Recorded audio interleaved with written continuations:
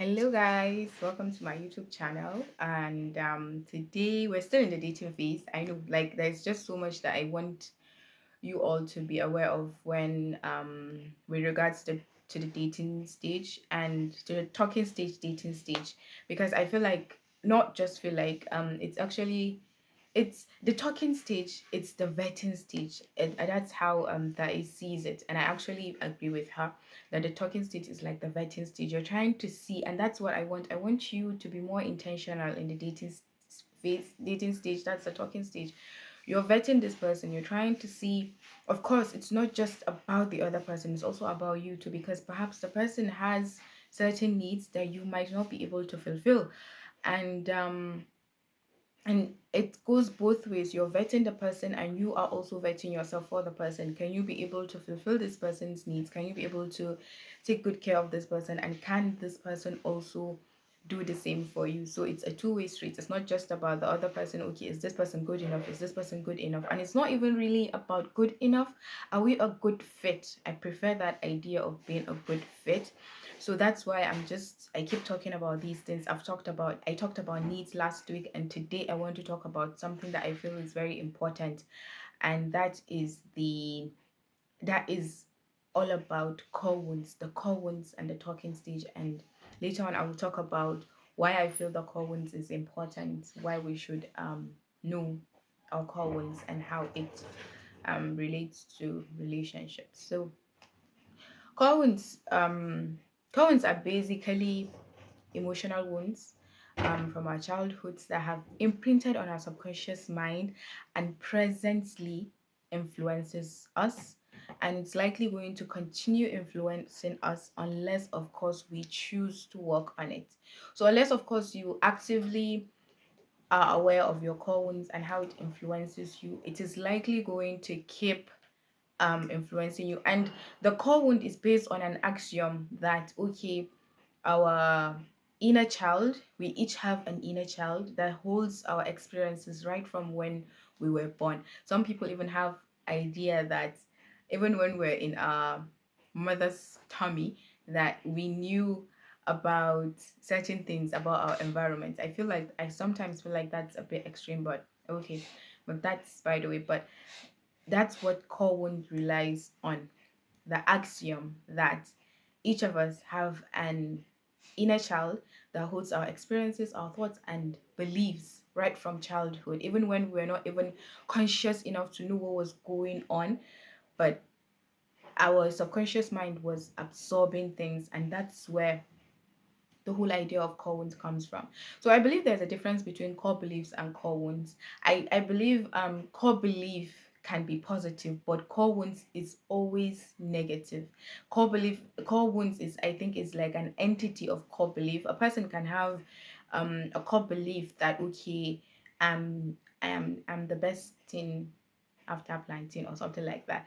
Like a more serious core belief, like a core belief can be, okay, someone might have this idea of himself that, okay, I'm good enough or something like that. But a core wound is always negative. That's why it's called a core wound. And the thing about, I think I must have said this already, is like, it's that it influences us in our present moment, in our day-to-day life.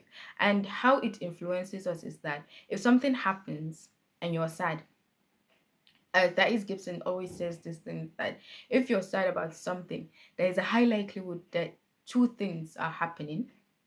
One, your needs are not met, are unmet, or two, you're basing a story centered around your core wound. And I'll give an example. Imagine, since we're talking about dating and relationships, I'll give one example that has to do with relationships and the other that it's not about relationships. So for one, imagine if a guy you like or a girl you like does not text you back. If you have this, there are certain thoughts. Yeah, it's okay to just be like, in reality, what has happened is that this person is not texting me back. Depending, it's if, I don't know, of course, if you notice that there are people that will react differently to that fact that, okay, this person that I like does not like me back. Some people take it well, some people will just perhaps dismiss it or something like that. Some people would like to give, if you have a deep core wound, a certain cone, I would mention the cone later. The thing, it's going to make you very, very sad. And then you're going to start creating stories inside your head. Oh, this person did not even text me back. Oh my god, oh my god, oh my god. And it's going to make you very, very sad. And the next thing that you're going to do at the core of it, and that's why it's called a core wound, you might be telling yourself certain stories, you might be feeling sad, you will be feeling sad if you have this core wound, but at the end of it, there is a core wound that all these thoughts are centered around, and that is the core wound of either I am disliked, like I'm not liked, or I'm not good enough, or I'm not important enough. I'm not good enough. I'm not even good enough for this person to like reply me or something like that. And that's one of the scenarios where like a call would, and one call would can show up in different settings. For example, this call when I'm not good enough can also come when someone gives you a feedback. When someone gives you a feedback, okay, you did this is what I liked about it, but once we hear but, it sends us into a spiral. But all it makes us criticisms or feedbacks makes us sad, because at the end of the day, depending on how huge your core wound of I am not good enough is, that is how it's going to impact you. Some people can take that feedback and be like, okay, okay, I and take it very well and be like, okay, yeah, I agree with this, and you might even see where this person is coming from. But some people will also take it personal, and I think that's really what taking things personal is all about. It's all about a certain core wound that you have, that person says, and then you, in your head, the way in which you interpret it turns into something very, very huge. And that's why some people are able to, you tell someone something and they don't really react to it, they don't really get sad, but someone tells you something and you take it very, very personal. It all has to do with this issue of Cohen. You have a certain Cohen, perhaps a Cohen around being not good enough, unimportant, disliked. And the thing about these Cohens is that different attachment styles, again, I keep bringing up attachment theory is something that we'll dive into, inshallah, in subsequent videos, but for now we're not there yet. Different attachment styles have different core wounds, and that's why I feel like, again, it's so important that everybody should know his or her attachment style.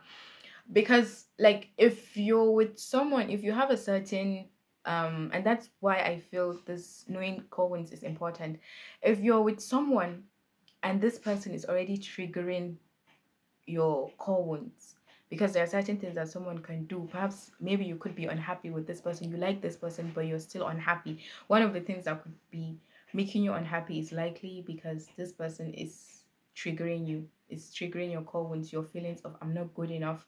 So yeah, each attachment style has its own different core wounds, and like for the secured attached, which is one of the four attachment styles, the secured attached, they are mostly known to have lesser degree of core wounds. It's not that they don't have core wounds, but all the other core wounds, they are like at a minimal level for them.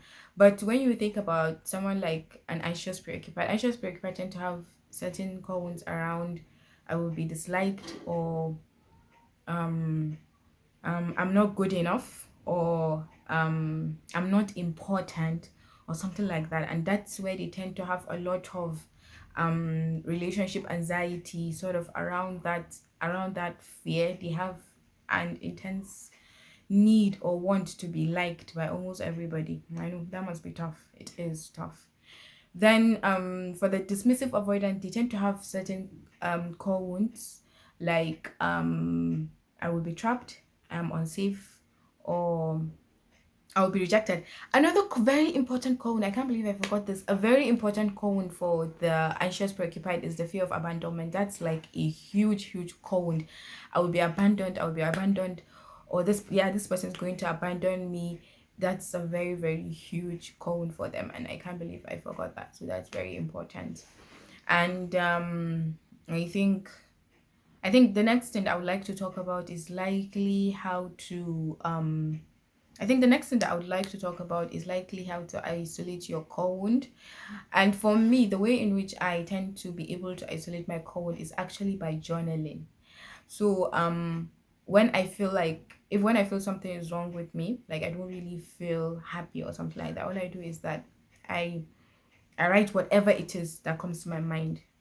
on inside my journal. I write, and then I go back and I already have, maybe it's because I already know some of the core wounds. Example of core wounds: I'm not good enough, I am unimportant, I will be disliked, I am unworthy, um I will be alone. So many other, like, these are the ones that I am unsafe, I will be trapped, I will be rejected. These are all about like 8 core wounds that I listed right now. So I already have an idea of some of the core wounds. So it's mostly, what it doesn't show up as a core wound. That's the thing about these core wounds, they don't mostly show up as a core wound. But when you're able to write on paper and really look at the things that you're telling yourself, for me, this is what works for me. What am I telling myself? Okay, this. At the end of the day, it all boils down to the core wound of I am not good enough. And just that awareness. So for now, I've gotten to a stage in my life where, like, I don't even need to do that journaling. I just know that when I start getting anxious, it's probably because maybe I'm afraid of being rejected. When I start getting anxious, because it actually shows up as sensations inside my body. Perhaps I have this feeling like when I get like a negative feedback, I'm sure it's I like, and I get that adrenaline hits on my heart or something like that, that palpitation. I already know that, okay, this is coming from a place of I am not good enough. I have thoughts of, okay, I'm not good enough. So for me, I'm able to think in my core wounds. I'm able to isolate my core wounds because I'm already like so used to doing these things and I have the awareness.